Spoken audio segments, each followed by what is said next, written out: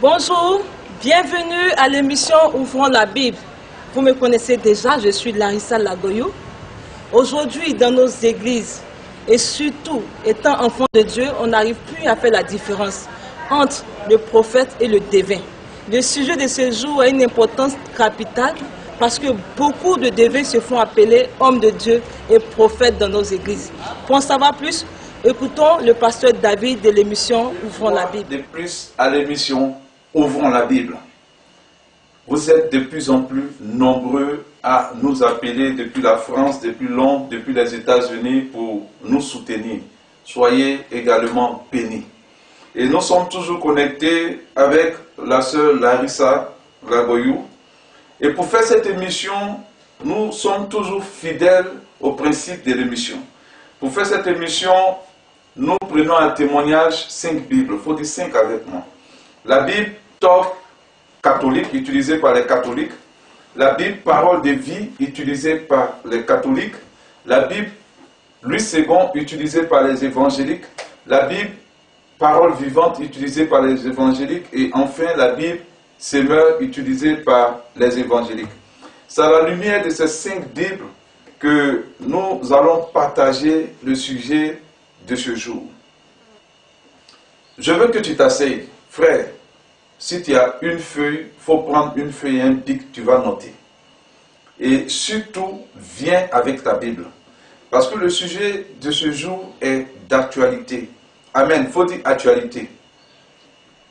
La Bible doit être la boussole de tous ceux qui vont à l'église. Et c'est en ouvrant la Bible que tu fais des découvertes. Écoutez-moi bien. Le voyage, la richesse, l'enfantement ne sont pas des bénédictions. Ce n'est pas extraordinaire. On n'a pas besoin d'aller à l'église pour voyager, frère. On n'a pas besoin d'aller à l'église pour avoir un enfant. On n'a pas besoin d'aller à l'église pour faire des affaires et ça va marcher. La plupart des personnes qui ne vont pas à l'église font des affaires, construisent des immeubles. La plupart des personnes qui ne vont pas à l'église voyagent. La plupart des filles, même qui se prostituent, enfantent. Donc, ce n'est pas extraordinaire.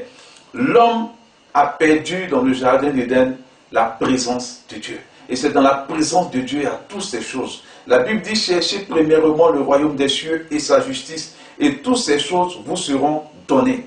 Mais aujourd'hui, l'église est devenue un lieu de maraboutage, un lieu de divination, un lieu où les astrologues sont venus s'asseoir, un lieu où les magiciens sont venus s'asseoir.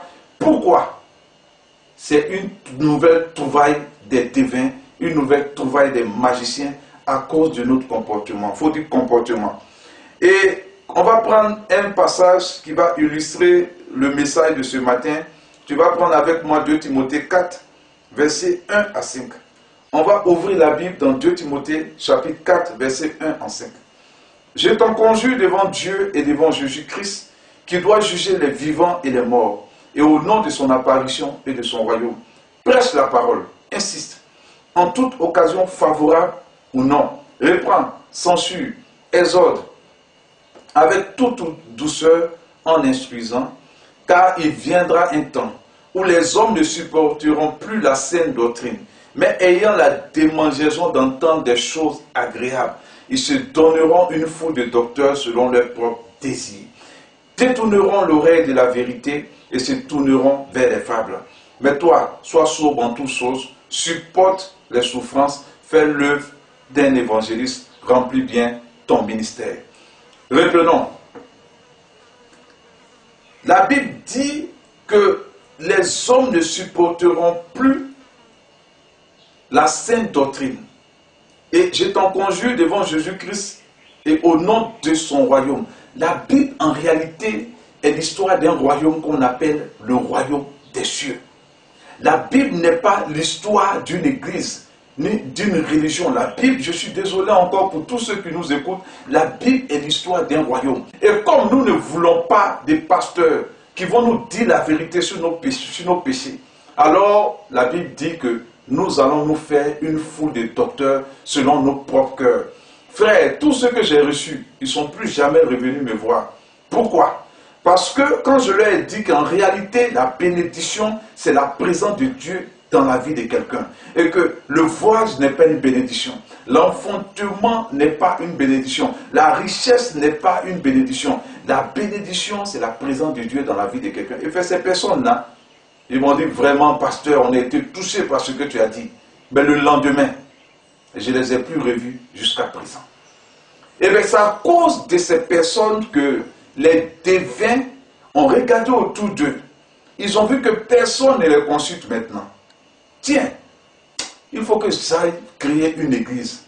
Avec 3 millions, je peux payer un terrain. Je vis en Côte d'Ivoire, c'est le prix d'un terrain ici, le terrain le plus moins cher. Je peux payer un terrain, je peux payer une sono, je peux faire des affiches. Et je peux me faire appeler serviteur de Dieu. Et quand les gens vont me voir, ils vont m'appeler homme de Dieu. Et l'église aujourd'hui est devenue la trouvaille des astrologues et des devins. L'église est devenue le lieu où les gens qui partaient consulter ces devins viennent les consulter maintenant. Et ils les appellent hommes de Dieu. Pourquoi ils les appellent hommes de Dieu? Frère, tu vas faire une découverte. Dis à ton voisin qui m'écoute, tu vas faire une découverte. La différence entre le devin et le prophète est tellement étroite que souvent, si tu n'as pas l'esprit de discernement, ou bien si tu n'as pas la connaissance, il te sera difficile de cerner le devin du prophète. Et le message de ce matin, c'est quelle est la différence entre le devin et le prophète. Et vous allez voir pourquoi je disais ça. On va prendre Matthieu 2. Tu vas prendre avec moi Matthieu chapitre 2, versets 1 à 2. Nous allons lire dans le livre de Matthieu chapitre 2, versets 1 à 2. Jésus étant né à Bethléem, en Judée, au temps du roi Hérode, voici des mages d'Orient arrivaient à Jérusalem et dit: où est le roi des Juifs qui vient de naître? Car nous avons vu son étoile en Orient et nous sommes venus l'adorer. Amen.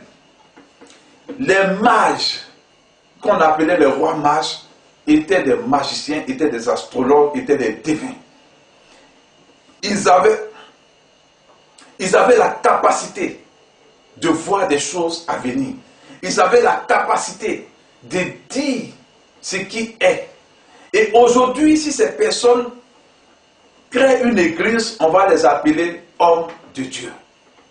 Voilà pourquoi je disais que la différence entre le prophète et le devin est tellement étroite que si tu n'as pas l'esprit de discernement, si tu n'as pas la connaissance, il te sera difficile de cerner qui est le devin du prophète.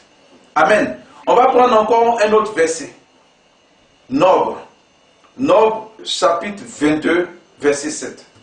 Nous sommes dans l'Ancien Testament, le livre de Nombre. Nombre chapitre 22.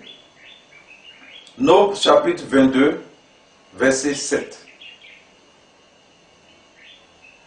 Les anciens de Moab et les anciens de Madian partis ayant avec eux des présents pour le devin. Ils arrivaient auprès de Balaam et ils lui apportèrent les paroles de Balak. Amen. Il faut dire avec moi devin. Donc, la Bible parle de devins, la Bible parle d'astrologues, la Bible parle de magiciens. Mais aujourd'hui, ils sont devenus pasteurs, ils sont devenus prophètes, ils sont devenus hommes de Dieu, utilisés puissamment dans l'Église. Pourquoi? Parce que réellement, ce ciel présent est un problème de démangeaison d'entendre des choses agréables. Donc, au lieu d'aller voir les diseurs de bonne aventure, on vient maintenant les consulter à l'église. Amen. On vient les consulter à l'église. Et après, nous les mêmes, nous nous plaignons que nous nous sommes fait gruger par des serviteurs de Dieu. Ce n'est pas des serviteurs de Dieu. C'est des astrologues, des devins, des magiciens qui ont trouvé une nouvelle trouvaille pour exercer leur métier. Il faut dire église. Église. Parce que nous ne voulons pas changer de vie. Nous n'avons pas compris que l'église n'est pas l'histoire d'une communauté où les gens se réunissent. L'église est l'histoire d'un royaume qu'on appelle le royaume des cieux. Et le prophète Jean le Baptiste est venu nous préparer pour que nous rentrons dans ce royaume. Et pour rentrer dans ce royaume, il faut forcément passer par la repentance. Mais dis-moi, de toi à moi, qui veut se repentir de nos jours? nous sommes dans nos copains, nous sommes dans nos femmes. Mais nous voulons qu'on nous dise que je vois quelqu'un qui va voyager. Nous voulons qu'on nous dise qu'il y a quelqu'un ici qui fait une affaire. Vraiment, Dieu me dit, on aime entendre ces genres de choses. Et on aime s'envoyer des messages. L'Éternel est mon berger. Écris ce message à 4 personnes, à 10 personnes. Tu vas voir dans la journée. Nous sommes rentrés dans la période des fables. Amen. Le devin, on va rentrer maintenant dans la définition. Le devin, c'est un homme qui fait profession de prédire les événements qui arriveront et de découvrir les choses cachées. Je reprends. Le devin, c'est quelqu'un qui fait profession de prédire les événements qui arriveront et de découvrir les choses cachées. Vous voyez combien de fois ce n'est pas loin du prophète. Le prophète, c'est une personne qui, par inspiration divine, il faut dire inspiration divine avec moi, prédit l'avenir ou révèle aux hommes une vérité importante. La vérité importante sauve la vie. Ce n'est pas dans ta famille, il y a des gens qui sont contre toi, c'est ta grand-mère. Non, ce n'est pas un prophète qui fait ça. Et voilà comment vous allez les reconnaître. Jean-Baptiste est venu nous dire que le royaume des cieux est proche. Ça, c'est une vérité importante pour le salut des âmes. Le prophète est là pour dire ce que Dieu attend des humains. Le devin est là pour dire ce que les humains veulent entendre de Dieu. Est-ce que vous comprenez un peu? Le devin vient te dire ce que tu as envie d'entendre pour que ton âme soit en paix. Le prophète vient te faire une révélation cachée du royaume des cieux concernant ton âme, pour le salut de ton âme. Il ne s'intéresse pas à ton voyage, il ne s'intéresse pas à ton mariage, il ne s'intéresse pas à tes affaires, parce que la Bible dit que vanité, tout est vanité, et que la mort peut te surprendre ce soir. Le prophète qui est envoyé par Dieu prépare ton âme à regarder le royaume des cieux. Et il prépare ton âme à te repentir. Ça, c'est un prophète de Dieu. Il te révèle une chose cachée. Voilà pourquoi c'est vraiment compliqué. Frère, tu n'as pas été grugé. Si tu es parti voir un pasteur dans une église qui t'a pris de l'argent parce que tes affaires devaient marcher et tout ça, non. Toi-même, tu sais pertinemment au fond de ton cœur que c'est un devin que tu as allé consulter. Et tu sais que tu ne cherches pas le royaume des cieux. Tu cherches à bénéficier de la grâce que Dieu donne à ses enfants. Amen. Donc sois délivré ce matin. Frère, toi ma soeur qui m'écoutais, tu as eu plusieurs copains. Au lieu de t'asseoir pour te repentir, tu cherches des gens qui vont continuer à te donner de l'huile d'onction pour verser sur toi des choses pour que tu sortes d'homme en homme. Réponds-toi ce matin. C'est important. Change de mentalité, car le royaume des cieux est proche. Avant de parler des devins, on va parler d'abord des prophètes. Je vais t'expliquer ce matin le mystère des prophètes. Il faut dire mystère. À la lumière de la Bible, on va avoir la révélation sur le mystère des prophètes. Et quand tu vas avoir la révélation des mystères des prophètes, et tu vas avoir la révélation du mystère des devins, alors quand tu vas aller dans une église, quand tu vas voir un prophète de Dieu, tu vas savoir. Quand tu vas voir un devin, un agent du diable, mais qui a pris l'apparence d'un serviteur de Dieu, tu vas le savoir. La Bible dit que lorsque vous allez voir l'abomination de la désolation s'établir en lieu saint, alors faites attention. Aujourd'hui, c'est dans la maison de Dieu, on vient consulter les devins. C'est dans la maison de Dieu, on vient consulter les astrologues. C'est dans la maison de Dieu, on vient consulter les magiciens. Amen. Il faut dire enseignement sur le prophète, le mystère des prophètes. La Bible dit dans 1 Corinthiens 12, verset 28, et Dieu a établi dans l'église, donc c'est dans l'église que Dieu a établi des apôtres. Secondement, des prophètes. Troisièmement, des docteurs. Ensuite, ceux qui ont le don des miracles, puis ceux qui ont le don de guérir, de secourir, de gouverner, de parler diverses langues. Amen. Donc, il se trouve que les prophètes sont toujours d'actualité. Jusqu'à la fin du monde, il y aura des prophètes pour annoncer chaque période de ce qui a été dit dans la Bible. Amen. Pour dire, ah, ce qu'on avait dit, nous sommes dans cette période. Et la Bible même finit même par un livre de prophétie. Amen. Donc les prophètes n'ont pas encore disparu dans l'église. Et ils ne vont jamais disparaître de l'église jusqu'à la fin du monde. Amen. Mais il se trouve que il y a ceux qui sont devins qui se font appeler prophètes. Il y a ceux qui sont astrologues qui se font appeler pasteurs. Il y a ceux qui sont magiciens qui se font appeler pasteurs. Et c'est cette nuance que nous voulons expliquer ce matin. Amen. Et nous allons rentrer d'abord dans le mystère des prophètes. Il faut dire prophète. Dans le mystère des prophètes, il y a tout d'abord la prophétie. Il faut dire la prophétie. Il y a la prophétie. Il faut dire 1, la prophétie. 2, le prophète d'une communauté. 3, le prophète d'une nation. Et 4, enfin, le prophète des nations. Donc, il y a la prophétie. La prophétie, c'est quoi? C'est-à-dire que tout le monde peut prophétiser sans même qu'il ne le veuille. Le Saint-Esprit peut descendre sur quelqu'un qui vient pour la première fois à l'église. Il n'a pas le don de prophétie. Mais Dieu veut l'utiliser pour confondre l'église où il rend visite ou pour confondre quelqu'un. Alors l'Esprit de Dieu descend et l'Esprit de Dieu l'amène à prophétiser. Et quand il finit, il ne sait même pas ce qu'il a dit. On appelle ça la prophétie. Ça fait partie des mystères du prophète. Amen. La prophétie, on n'a pas besoin d'être prophète pour prophétiser. Nous allons faire cette découverte dans Nombre 11, chapitre 25 à 26. Donc tu vas prendre avec moi Nombre 11, 25 à 26. Nombre 11, 25 à 26. Et tu vas faire une découverte, frère. C'est intéressant la Bible. C'est vrai que beaucoup ne la lisent pas.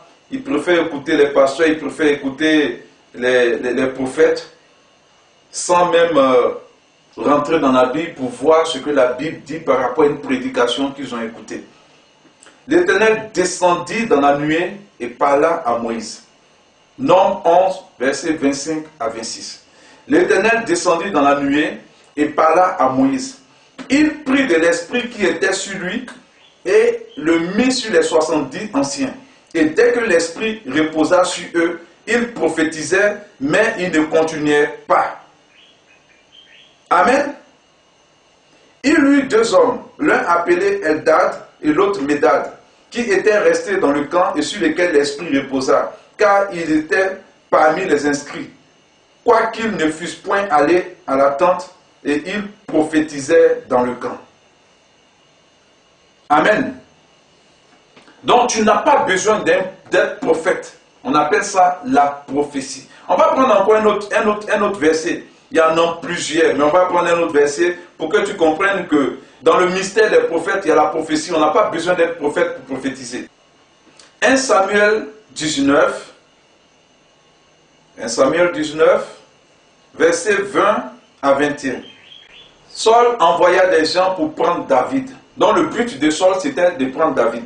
Il vit une assemblée de prophètes qui prophétisaient, ayant Samuel à leur tête. Donc là, il y a une assemblée de prophètes. Il faut dire prophète avec moi. Je t'ai dit, on n'a pas besoin d'être prophète pour prophétiser. On appelle ça la prophétie. Alors, tu vas découvrir la prophétie. D'abord, on nous dit, il y a les prophètes qui étaient là, ayant Samuel à leur tête, l'Esprit de Dieu, écoute-moi bien, l'Esprit de Dieu saisit les envoyés de Saul. Eux n'étaient pas prophètes. Et il s'est mis aussi à prophétiser eux-mêmes. L'Esprit de Dieu saisit les envoyés de Saul et il s'est mis aussi à prophétiser eux-mêmes. Ils n'étaient pas prophètes. On fit rapport à Saul qui envoya d'autres gens et eux aussi prophétisèrent. Et il envoya encore pour la 3e fois et il prophétisait également. Amen. Donc Dieu peut se saisir d'une personne pour confondre des gens. Alors il amène l'esprit dans la bouche de cette personne pour que cette personne prophétise. Mais cette personne n'est pas prophète. On appelle ça la prophétie. Même Dieu peut utiliser un animal pour que l'animal prophétise. Si tu es têtu. Amen. On va trouver ça dans Nombre. On est toujours dans Nombre 22, versets 27 à 31. Et vous allez faire une découverte. où Dieu même va utiliser un animal pour prophétiser. Non, le Seigneur, il est intéressant. Nombre chapitre 22, Nombre chapitre 22, versets 27 à 31. Et cette histoire concerne Balaam et son âne. Amen. 27 à 31. L'ânesse vit l'ange de l'Éternel et elle s'abattit sous Balaam. La colère de Balaam s'enflamma et il frappa l'ânesse avec un bâton. L'Éternel ouvrit la bouche de l'ânesse. On va reprendre avec moi. L'Éternel ouvrit la bouche de l'ânesse. Donc Dieu peut faire parler un animal même si tu es têtu. L'Éternel ouvrit la bouche de l'ânesse et elle dit à Balaam, que t'ai-je fait pour que tu m'aies frappé déjà 3 fois? Amen. Donc Dieu peut utiliser un animal même pour prophétiser. Ça ne veut pas dire que l'animal est prophète. Donc Dieu peut t'utiliser pour prophétiser de façon exceptionnelle, de façon extraordinaire. Mais ça ne veut pas dire que tu es prophète.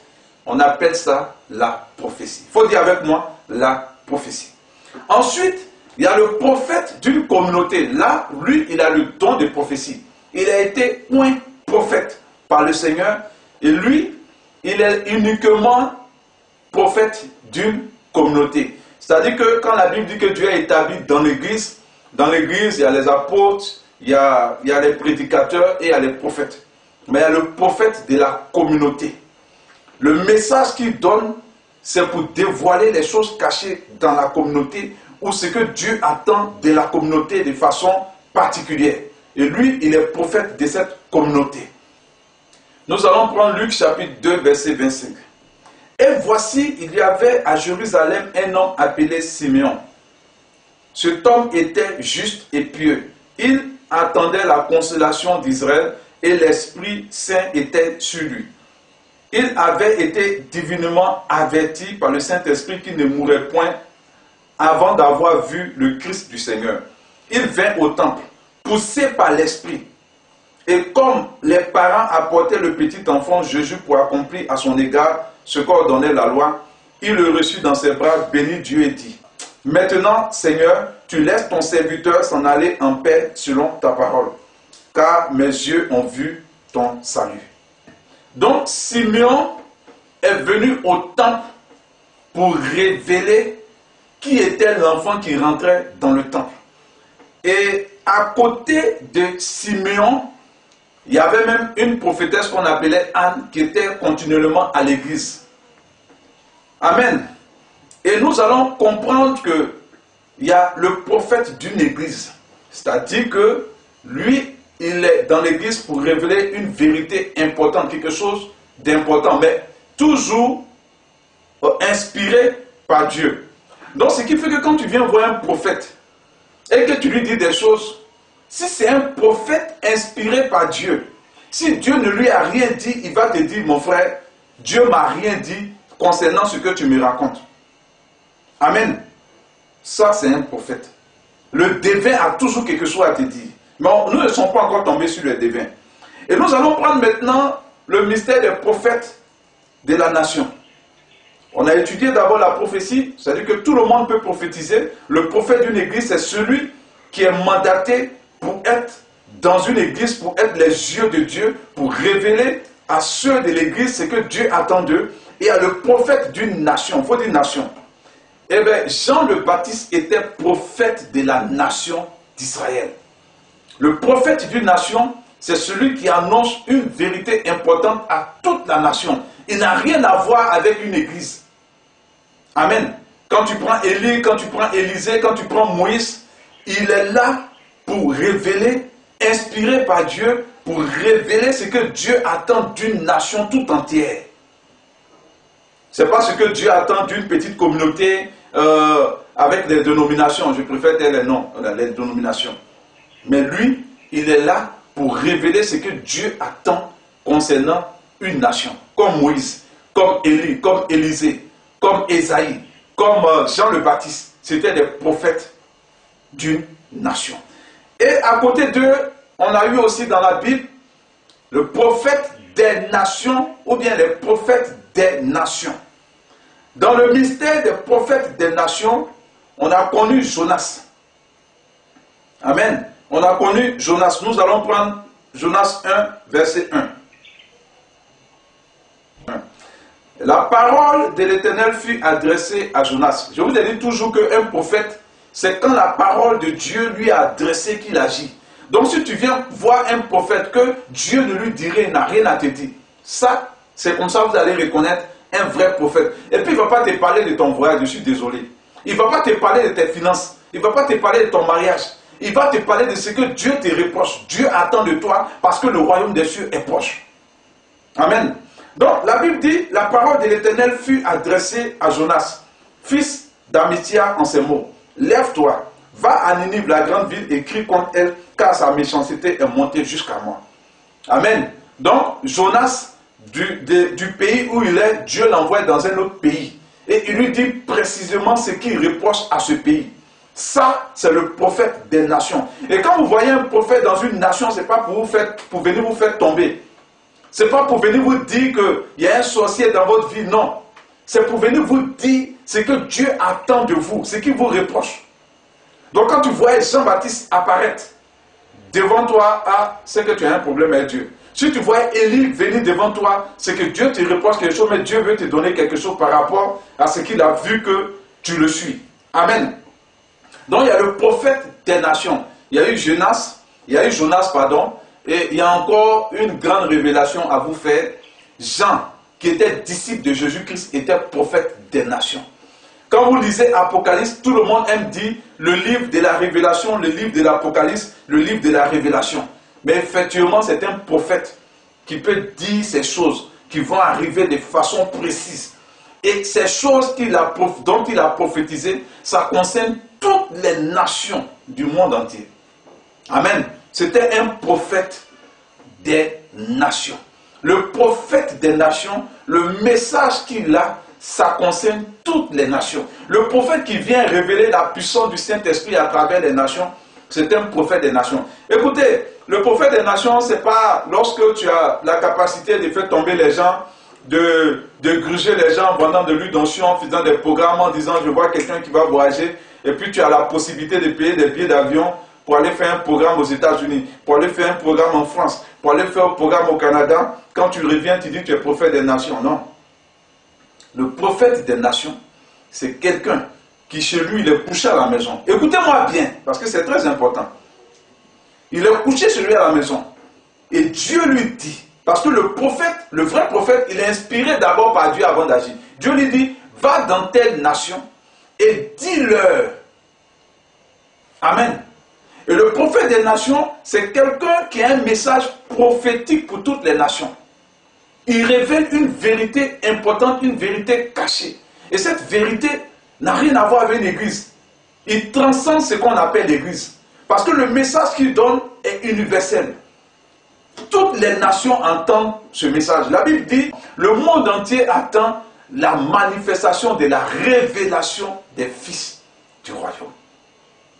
Le prophète des nations révèle une vérité importante. Il ne va pas te dire, je vois quelqu'un qui va voyager. Lui, il n'a pas le temps pour ces choses. C'est les devins.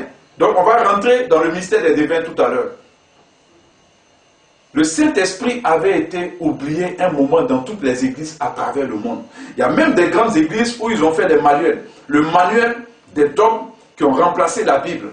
Ici, on ne prophétise pas. Ici, on ne parle pas en langue. Ici, on ne fait pas ça. Ici, on ne fait pas ça. Or, c'est des dons qui viennent par le Saint-Esprit. Ici, on ne dévoile pas des choses cachées. On suit les dogmes. Donc, à un certain moment de l'histoire, le Saint-Esprit avait été enterré dans les grandes églises. Alors, il y a eu des prophètes qui ont été envoyés à travers les nations pour dévoiler, pour révéler cette vérité importante que sans le Saint-Esprit, l'Église ne peut pas comprendre les mystères cachés du royaume. Amen. Amen. Est-ce que quelqu'un peut me dire Amen? Est-ce qu'on peut avancer? Sois béni, frère. Toi qui m'écoutes, sois béni. Jean était prophète des nations, je l'ai dit, parmi les disciples. Quand tu vas prendre Apocalypse 1, verset 1 à 3, tu vas faire cette révélation. Amen. La Bible est intéressante. On va de révélation en révélation. Nous allons prendre Apocalypse 1, Certains lisent le livre d'Apocalypse, ils appellent ça même le livre de la prophétie et tout ça, mais ils ne savent pas que c'est un prophète qui peut écrire ces livres. Amen. Quand vous allez lire le livre de Jean, ça va vous faire comprendre beaucoup de choses. Jean était prophète des nations. Je reprends.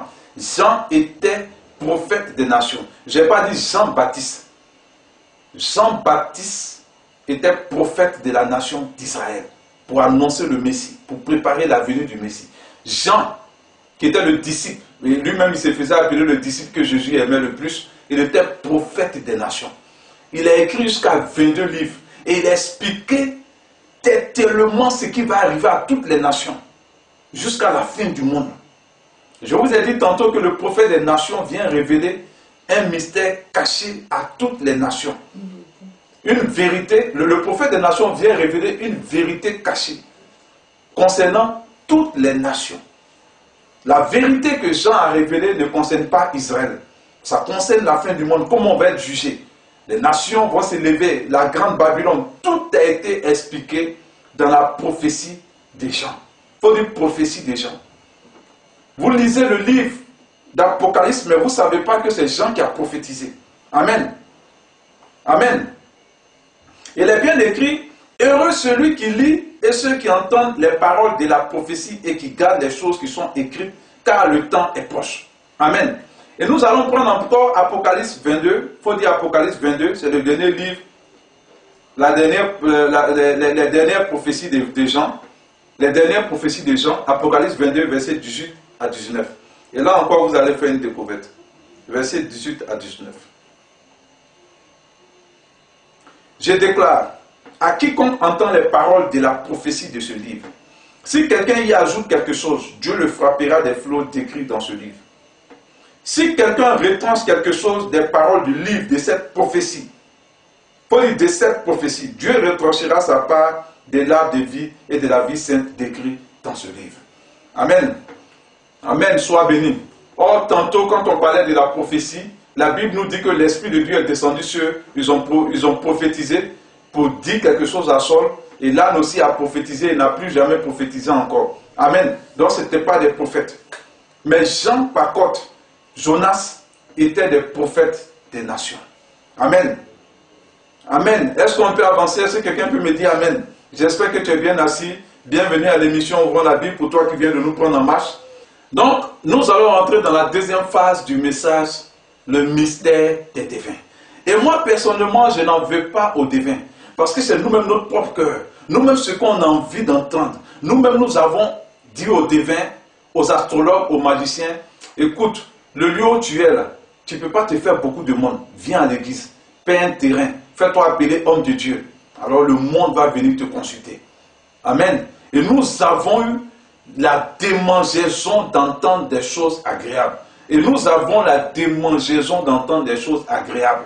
Selon 2 Timothée 4, verset 1, dans ce siècle présent, voilà pourquoi les devins se sont assis. Ils ont réfléchi. Écoute, les gens n'ont pas envie de changer de vie. Quand même un prophète leur dit changer de vie car le royaume des cieux est proche, ils ne l'écoutent pas. Mais personne aussi ne vient nous consulter. Qu'est-ce qu'on va faire? On va trouver une nouvelle manière pour avoir l'argent, pour avoir la considération. On va faire une église, on va taper les tam-tams, et on va parler de onction, on va parler de révélation, et on va parler des scanners. Amen. Et là, les devins sont nés parmi les enfants de Dieu. Amen. Les devins sont nés parmi les enfants de Dieu. Pourquoi? Parce que les enfants de Dieu ne recherchent plus la vérité. Mais ils ont la démangeaison d'entendre des choses agréables. Je vous dis, ces personnes qui sont venues me voir, qui m'ont dit, on a entendu parler de toi, on a vu tes vidéos, ils ne sont plus jamais revenus me voir. Est-ce que ce que j'ai dit était grave? Non. Je leur ai dit simplement, le voyage n'est pas extraordinaire. Je leur ai dit simplement, madame, pour se marier, arrête de sortir avec les hommes mariés. Assieds-toi toi-même, parce que la Bible dit que celui qui réfléchit sur des choses trouve le bonheur. Assieds-toi toi-même, analyse ta vie depuis l'âge de 15 ans jusqu'à ce que tu aies eu 35 ans. Pourquoi on ne t'a pas amené à la mairie? À cause de ton attitude. Le sexe ne peut pas t'amener à la mairie. Les copinages ne peuvent pas t'amener à la mairie. Si quelqu'un te rencontre et qu'il voit que toi-même tu es mariable, tu es sérieuse, toi-même tu affiches la sérénité d'une femme qui veut qu'on la marie, il va te marier. Toi-même tu confesses que tu veux te marier. Parce que quand quelqu'un te rencontre, qu'il te dit non, tu sais, tu me plais, dis non, moi, si je te plais, amène-moi à la mairie. Est-ce que pour un pasteur qui te dit ça, tu as besoin de le fuir? Non. Mais les gens vont te fuir, pasteur, si tu enseignes la vérité. Et ces églises où se trouvent les devins et les astrologues et les magiciens, suivez mon regard, c'est rempli. On fait danser certaines personnes. On les fait tout noyer. On leur vend de l'huile d'onction. En direct, rien n'est caché aujourd'hui. Si vous allez sur Internet, il y a de l'huile d'onction qui est vendue. Mais on va rentrer dans le mystère des prophètes. Amen. Amen. On va rentrer dans le mystère des devins. Amen. Mais pour rentrer dans le mystère des devins, on va toujours prendre la Bible et la Bible va nous avertir. Dans Matthieu 3, 3. La Bible va nous avertir dans Matthieu chapitre 3, verset 3. La Bible va nous dire d'abord que un devin, voilà ce qu'il ne fait pas. Matthieu 3, verset 3 dit, Jean est celui qui avait été annoncé par Ésaïe, le prophète, lorsqu'il dit, c'est la voix de celui qui crie dans le désert, préparez le chemin du Seigneur. Le devin ne va jamais apprêter ton cœur à la repentance. C'est impossible. Amen. Et la Bible dit que Jean-Baptiste disait, repentez-vous car le royaume des cieux est proche. Le devin ne va jamais te parler du royaume des cieux. Il ne va jamais te dire qu'il y a une attitude qui peut sauver ton âme. Il ne va jamais parler du salut de ton âme. Il va te parler de tes affaires, de ton mariage, de ton voyage, de ta bénédiction. Voilà comment vous allez reconnaître le devin aujourd'hui dans l'église. Amen. Et Matthieu 24, verset 24, nous avertit sur la venue dans l'église. Ce n'est pas n'importe où, c'est dans l'église. Là, je vous signale que c'est dans l'église que nous voyons ces choses. Matthieu 24, verset 24. Amen. Matthieu chapitre 24, verset 24. Car il s'élèvera de faux Christ et de faux prophètes. Ils feront des grands prodiges et des miracles au point de séduire, s'il était possible, même les élus. Eh bien, ce que Jésus a appelé les faux prophètes, au fait, c'est les devins. Les devins, mais qui vont prendre le manteau de prophète. Et aujourd'hui, c'est d'actualité. Aujourd'hui, ils sont pleins dans nos églises. Amen. Et aujourd'hui, c'est dans l'église que ces devins viennent faire leur one-man show. Vous comprenez? Eh bien, si vous rentrez dans une église et que vous voyez un pasteur, qui se dit prophète, qui se dit apôtre, si vous voyez qu'il a porté une grosse chevalière, sortez de son église. Demandez-lui, tu fais quoi avec cette chevalière? La chevalière est faite par souvent des maîtres spirituels, des maîtres de la sorcellerie, de la haute sorcellerie, des agents de Satan. Et ils magnétisent cette chevalière et on remet à ces agents de Satan. Ils portent à la main droite et souvent à la main gauche. Et souvent ils ont des chaînes aussi qui sont magnétisées. Et c'est en fonction de ces chevalières qu'ils vous font tomber. Parce qu'on appelle le ki. Ils vous font tomber, ils vous projettent de loin et vous cassez les chaises. Et vous pensez que c'est quand tu as caché beaucoup de chaises que vraiment l'Esprit de Dieu s'est vraiment manifesté. Et les gens confondent la manifestation de la présence des démons à l'Esprit de Dieu. L'Esprit de Dieu vient nous amener à la repentance. L'Esprit de Dieu ne vient pas faire des one-man show dans l'église. Est-ce que vous me comprenez ce matin? Est-ce que quelqu'un me comprend ce matin? Je vous demande pardon. Si vous rentrez dans une église et qu'on vous vend de l'huile d'onction, sortez. Si vous rentrez dans une église et que vous voyez le pasteur qui a porté une grosse chaîne, souvent ils prennent la chaîne et puis ils mettent dans la poche. Les gens de Maïkaï Dojo font la même chose, ils ont la même chaîne.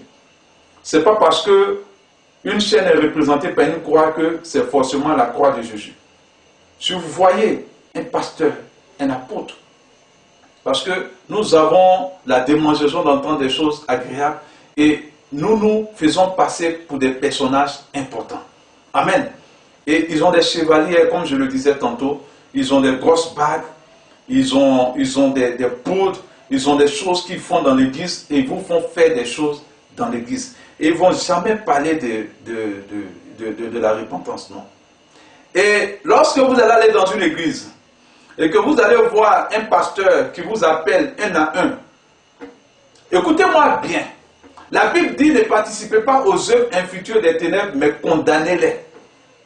Donc je suis en train de condamner les gens qui ne sont pas de nous, du milieu de nous, qui ne sont pas enfants de Dieu, mais les enfants du diable, qui sont venus se mettre dans l'église pour égarer mes frères.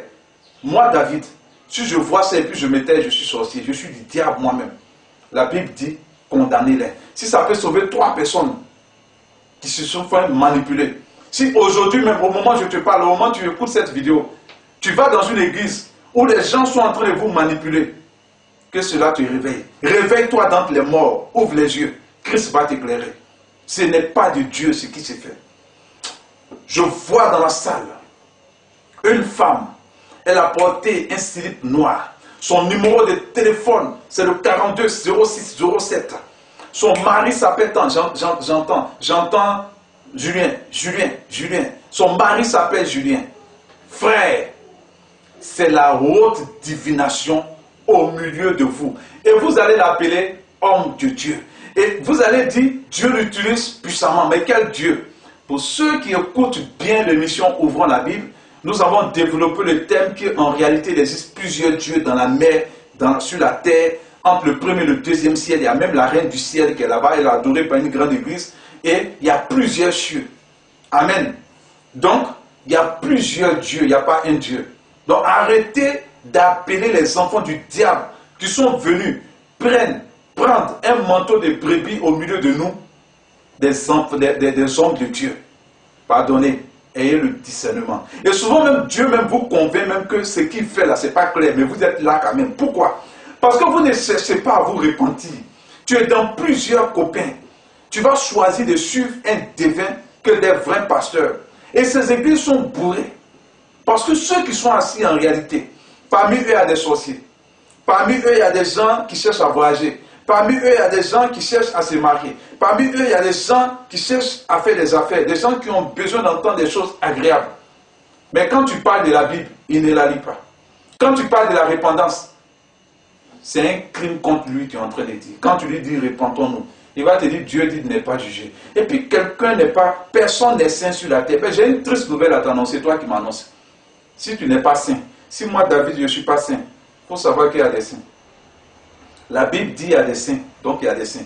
Si toi tu es une femme et que depuis 18 ans, de 18 ans jusqu'à 35 ans, tu as connu au moins déjà 30 personnes, il faut savoir qu'il y a des femmes qui ont 35 ans qui sont vierges. Donc ce n'est pas parce que toi tu n'es pas vierge que tu vas dire qu'il n'y a pas de femmes vierges à ton âge. La Bible dit qu'il y a des saints. Le Seigneur même a rencontré le jeune homme riche. Jésus ne plaisantait pas. Tout ce qui sortait de sa bouche était vérité. Et il y a d'autres même qui disent non, on ne peut pas respecter la loi. Frère, si tu ne peux pas respecter la loi comme David, je t'en supplie, il y a des gens qui peuvent respecter la loi, il y a des gens qui respectent la loi. La Bible dit que quand Jésus a croisé ce jeune homme riche, il a dit j'ai observé toutes ces choses. Donc il a respecté la loi. Et si la Bible nous dit que ce jeune a respecté la loi, c'est qu'un homme peut respecter la loi. La Bible dit ensuite, Jésus l'aima. S'il avait menti, sois sûr, Jésus allait dire tu mens. Même quand Jésus a croisé la femme samaritaine, il a dit à la femme samaritaine, va chercher ton mari. Elle dit, j'ai pas de mari. Il dit, oui, tu as dit vrai. Tu as eu 5 maris. Et celui même avec qui tu es n'est pas ton mari. Quand il a croisé Nathanaël, il a dit, voilà quelqu'un dont on ne peut pas trouver de fraude dans son cœur. Donc il y a des gens, dans leur cœur, il n'y a pas de fraude. Donc si toi, ton cœur est plein de fraude, de malice, de corruption, ne pense pas qu'il y a des gens qui sont comme toi. Si moi, David, je suis plein de fraude, si toi qui m'écoutes, tu es plein de fraude, sache que quelque part, il y a des gens qui n'ont pas de fraude dans leur cœur. Amen. Et à des saints. Amen. Donc, on va continuer. Les devins dans l'église sont un crime contre l'humanité. Et je pèse bien mes mots. Parce que le but est d'éloigner ceux qui recherchent la parole de Dieu du royaume des cieux. Crime contre l'humanité parce que c'est ton âme qui va être perdue. C'est ton âme qui va être perdue. Amen. Et le but, c'est de vous distraire. Tout le temps que vous allez passer avec eux, ils vont vous entretenir dans ce que vous voulez entendre, jusqu'à ce que la mort vous surprenne. Parce que c'est que les gens ne savent pas, la mort surprend. On n'a pas l'éternité en nous. Et le but d'un devin, c'est de t'amener dans ces choses jusqu'à ce que la mort te surprenne et que tu n'arrives même pas à te repentir. Nous allons aller dans la Bible pour faire une grande découverte, frère. Tu vas prendre avec moi Actes 16, versets 16 à 18. Comme nous allions, la Bible est intéressante, frère. Comme nous allions au lieu de prière, une servante, faut dire servante, qui avait un esprit de python. Et il y a plusieurs femmes aujourd'hui qui se disent prophétesses, mais qui ont un esprit de python dans les églises. Et vous allez comprendre que l'esprit de divination, le devin est animé d'un esprit qu'on appelle l'esprit de python. Aujourd'hui, tu vas faire des découvertes. Et il y a plusieurs femmes qui sont animées d'un esprit de python qu'on appelle servant de Dieu. Il y a plusieurs hommes qui sont animés d'un esprit de python qu'on appelle serviteur de Dieu. Comme nous allions au lieu de prière, une servante qui avait un esprit de python et qui, en devinant, procurait un grand profit à ses maîtres, vint au devant de nous et s'est mis à nous suivre, Paul et nous. Elle criait, ces hommes sont les serviteurs du Dieu très haut, et ils vous annoncent la voie du salut. Elle fit cela pendant plusieurs jours. Paul, fatigué, se retourna et dit à l'esprit, je t'ordonne au nom de Jésus-Christ de sortir d'elle, et il sortit à l'heure même. Amen. Oh, est-ce qu'on peut avoir dans une église aujourd'hui des Pauls, des vrais serviteurs qui vont discerner l'esprit de python dans la bouche des devins, l'esprit de python dans la bouche des prophétesses? Il va les regarder droit pour lui dire, esprit de python, sort pour la délivrance de cette personne. Ou bien on a toujours des gens qui sont émerveillés parce que le python aujourd'hui est venu se cacher dans l'église avec ses serviteurs. Et la Bible dit qu'ils procuraient de grands biens. Donc tu vas voir qu'ils ont des guerres privées. Tu vas voir qu'ils ont tout. Parce que quelqu'un qui est pasteur comme David qui a le courage et te dit que non, sort des péchés que tu commets. Est-ce que tu as lui payé un billet d'avion? Est-ce que tu vas payer un avion même pour lui? Non, tu ne vas pas le faire. Tu ne vas pas payer, tu ne vas même pas te voir même le fréquenter. Parce que ses paroles sont trop dures. Qui peut l'écouter? C'est ce que tu vas dire. Ils ont dit ça à Jésus. Mais il y avait 12 personnes qui écoutaient Jésus. Donc si on te dit qui peut t'écouter, mais il y a des personnes quand même qui cherchent le royaume. Et puis elle a dit, voilà, nous avons tout abandonné. On n'est pas prêt à tout abandonner, mais on fait ce que Dieu donne. Oh, le Seigneur dit, avant de te donner, cherche d'abord le royaume. Amen. Et l'esprit de python est devenu le maître de l'église aujourd'hui. Ils ont ces chevaliers. Pourquoi les chevaliers? Écoutez, les chevaliers, il y a un même qui disait ça dans une prédication. La chevalière, simplement, qu'on te donne, t'ouvre les portes de la Rose-Croix. C'est-à-dire que les francs-maçons, les Rosicruciens sont devenus prophètes, sont devenus grands serviteurs de Dieu. Mais ils se connaissent entre eux. Et ils sont financés à des prix pas possibles. La banque leur fait des prêts. Donc tu vois des grandes affiches. En l'espace de 3 mois, avec 50 millions, je peux me faire connaître. Si je suis franc-maçon. D'abord, j'ai les chevaliers. Je magnétise ce que je fais. Parce que c'est important. Il faut avoir la révélation de ce qu'ils font. Ils font ce qu'on appelle le magnétisme. La Bible dit, ne participez pas aux œuvres des ténèbres, mais dévoilez-les. Je vais vous expliquer ce que magnétiser veut dire. Magnétiser, c'est le fait d'invoquer plusieurs démons dans une bague, dans une croix, dans un sceptre. Souvent, ils ont des sceptres. Et puis, ils se font couronner même aux yeux, au-dessus de tout le monde. Et souvent, ils ont des parrains, même francs-maçons même, qui viennent ce jour-là à l'église. et vous acclamez. Non, notre homme de Dieu, il est tellement puissant que Dieu l'a honoré. Les gens même sont venus reconnaître son ministère. Mais j'ai une triste nouvelle à vous annoncer, frère. C'est un groupe de francs-maçons qui vient lui faire monter des grades. Et tu vas voir encore sa chevalière va changer. Amen. Et ça, à l'église maintenant, tout se passe. La Bible dit, quand vous allez voir l'abomination de la désolation s'établit en lieu saint, toutes ces choses se passent à l'église. Ils magnétisent l'eau, ils invoquent des esprits dans l'eau. On vous fait boire de l'huile, on vous fait laper de l'huile. Comment on peut donner de l'huile à une jeune fille pour lui dire mets sur ta langue et puis si tu vois ton copain, tout ce que tu vas lui dire, il va te donner. On l'entraîne dans la prostitution. Et ça, c'est les devins qui font des choses comme ça. Amen. Nous allons encore faire une découverte dans la Bible. La Bible est intéressante, frère. Je t'encourage à lire la Bible. Acte 8, tu vas prendre avec moi Acte 8, versets 9 à 13. Celui qui vient de nous prendre encore en marche, nous sommes à l'émission Ouvrons la Bible.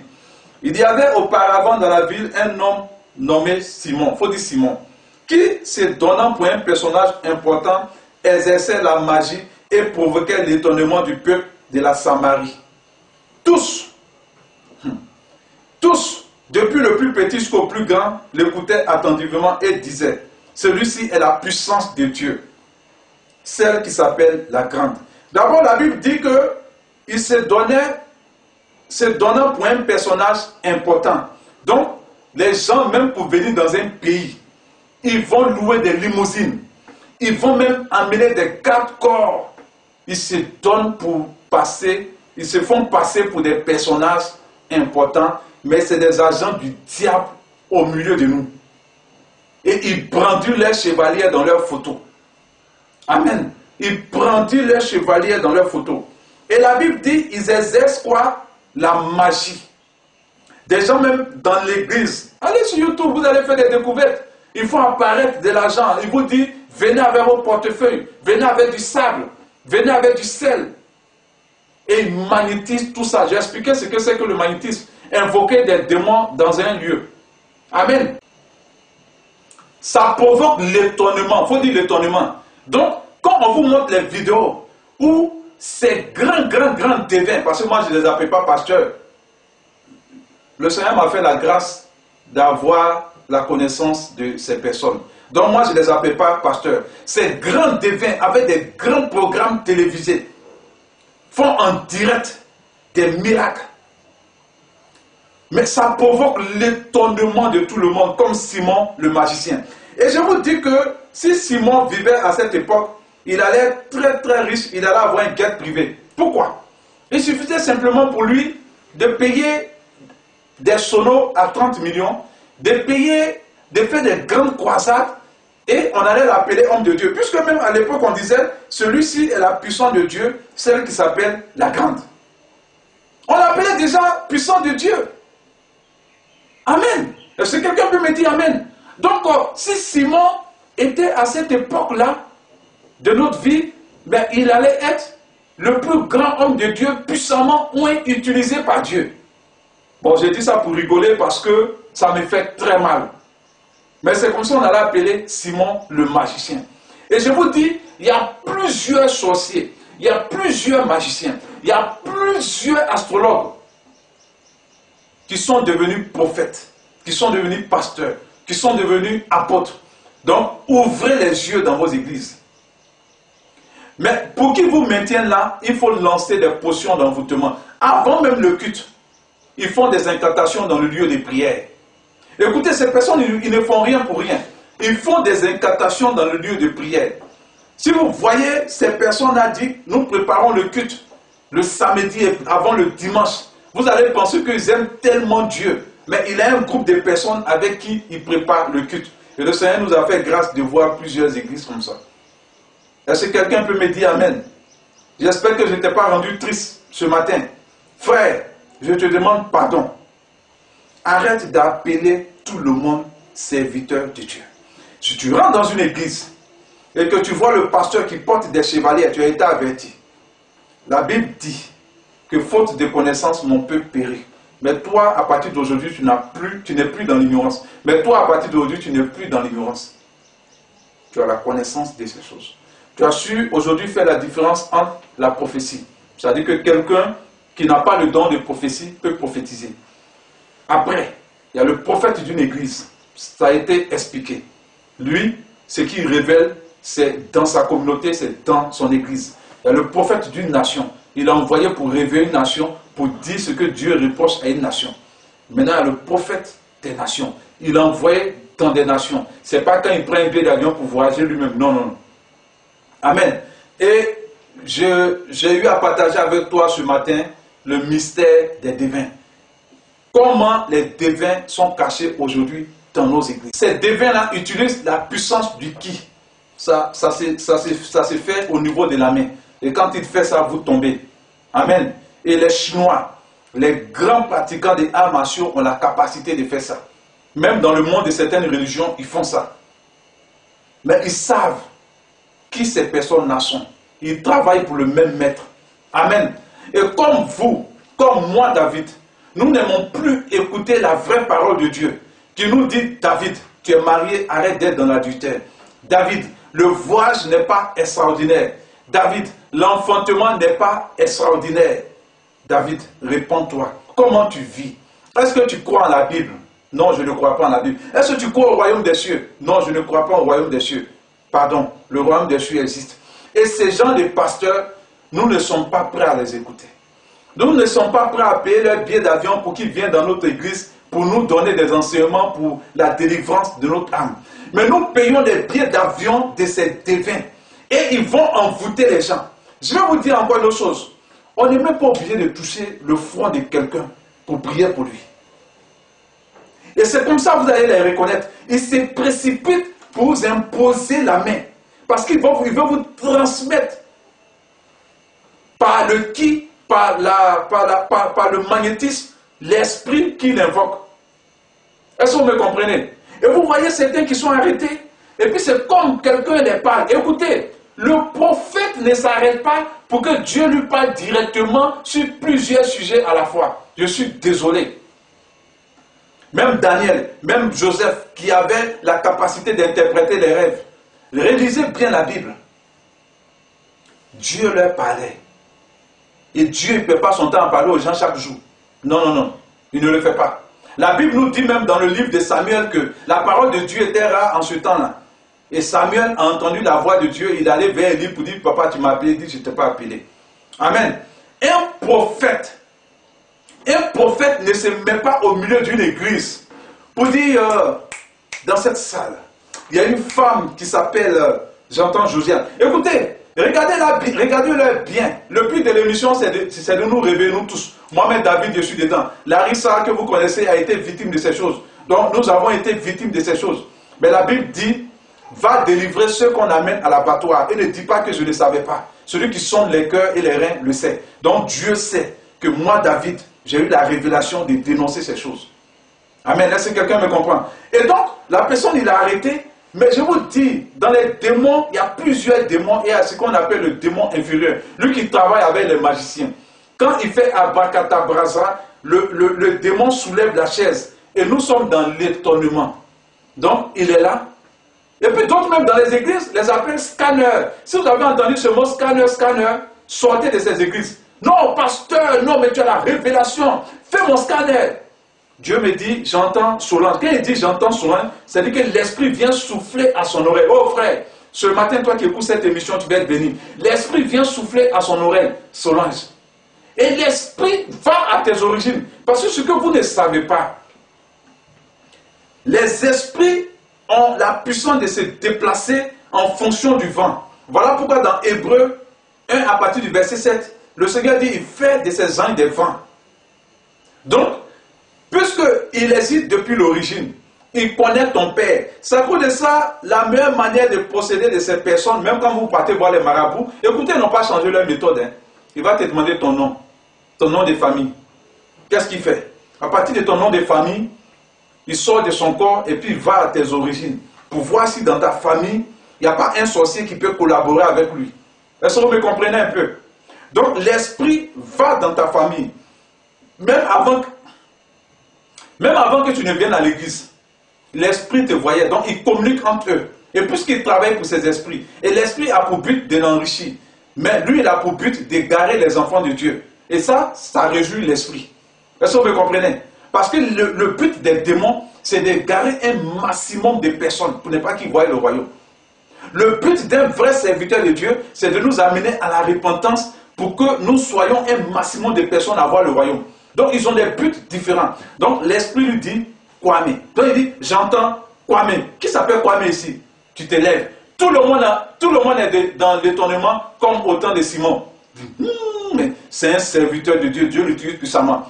Avant de venir, tu as cogné une pierre. Oui, c'est vrai. Et puis tu es là, tu dis, c'est vrai. Dans ta famille, il y a telle personne qui a mal au pied. Oui, c'est vrai. Ta maman est claire. Oui, c'est vrai. Bon, Dieu me dit, mais quand il dit Dieu me dit, tu ne te demandes pas, il parle de quel Dieu? Parce qu'il y a plusieurs dieux. Parce que quelqu'un me comprend. Il y a plusieurs dieux en réalité. Frère, pour ma part, dans cette émission, nous avons parcouru le mystère des devins. Tu es averti, tu n'es plus ignorant. Tu as été averti sur toutes les pratiques des devins. Ils ont la possibilité de sortir de leur corps, ce qu'on appelle la projection astrale. Et souvent, même dans les interviews, ils ne se cachent pas. Vous comprenez un peu? Et les chevaliers ne sont pas cachés. Vous les voyez. Les grosses chaînes qu'ils portent ne sont pas cachées. Maintenant même, ils se font appeler, ils se donnent aussi des noms, archibishop, ils se font appeler beaucoup de noms. Et ils portent maintenant souvent même les chapeaux que en réalité c'est une ordre mystique élevée. Quand tu atteins un certain grade, on te couronne avec le chapeau de Dagon. C'est un dieu. Vous comprenez un peu? Et on te donne un sceptre. Et il y a d'autres qui se font appeler Salomon, d'autres se font appeler Melchisedec et tout ça. Donc c'est des grades dans l'ordre mystique. Et ça va être des rituels sataniques, des sacrifices humains. Tout ce qu'ils font, c'est pour vous magnétiser, pour magnétiser la salle, pour magnétiser tout ce qui est autour d'eux. Et ils font du spectacle, comme Simon le magicien le faisait. Amen. Vraiment, soyez bénis. Et nous avons été ravis de vous recevoir à cette émission. Voilà le thème qui a été débattu, la différence entre le prophète de Dieu et le divin. Amen. Et que le Seigneur vous bénisse. Et nous remercions tous ceux qui se connectent de jour en jour pour nous appeler. Nous ne sommes pas cachés, nous sommes en Côte d'Ivoire et vous avez nos contacts. Et il y a certains qui nous appellent directement, ils comprennent ma franchise. Et même il y a d'autres qui nous ont dit non, mais on veut t'inviter, mais tu es trop véridique. Écoutez-moi bien, la vérité manque à l'église aujourd'hui. Voilà pourquoi vous avez crié dans l'église des devins, vous avez crié, vous avez fait venir des astrologues dans votre église pour égarer vos fidèles. La vérité manque à l'église. Amen. La vérité manque en église. Je me souviens qu'on allait dans un pays où on a fait une conférence et les CD que nous avons faits ont été vendus dans ce pays. Quel blasphème, vendre des CD de Dieu. Il y a plein de pasteurs qui le font. Je vous demande pardon. Repentez-vous. Et nous sommes retournés dans ce pays et cette fois-ci, les mêmes pasteurs ont fait venir des chaînes de télévision pour me filmer et le message que j'ai donné les a surpris. Je leur ai dit que c'est du diable le fait de vendre de l'huile d'onction, le fait de vendre des CD, le fait de vendre des livres, c'est du diable. Et ça a été un choc pour eux. Je vous ai dit, la vérité aujourd'hui est un choc pour ceux qui ne veulent pas changer. C'est une délivrance pour celui qui la recherche. Et c'est la vérité qui conduit dans le royaume. Et toi qui avais l'habitude de consulter les devins, aie honte. Arrête de venir encore consulter les devins à l'église. Toi qui avais l'habitude de consulter les diseurs de bonne aventure, aie honte. Arrête de venir encore à l'église pour consulter les diseurs de bonne aventure. Parce que ce qu'ils sont en train de faire, je vois quelqu'un qui va voyager, je vois quelqu'un qui s'appelle tant. C'est les diseurs de bonne aventure. Amen. Et c'est eux maintenant qui viennent consulter à l'église. Les marabouts ont tous perdu. Les magiciens se sont enfuis. Les médiums ont abandonné le podium. Même la forêt sacrée ne te parle plus. Que cherches-tu là-bas? Mais que cherches-tu là-bas? Que cherches-tu là-bas? Viens, Jésus t'appelle.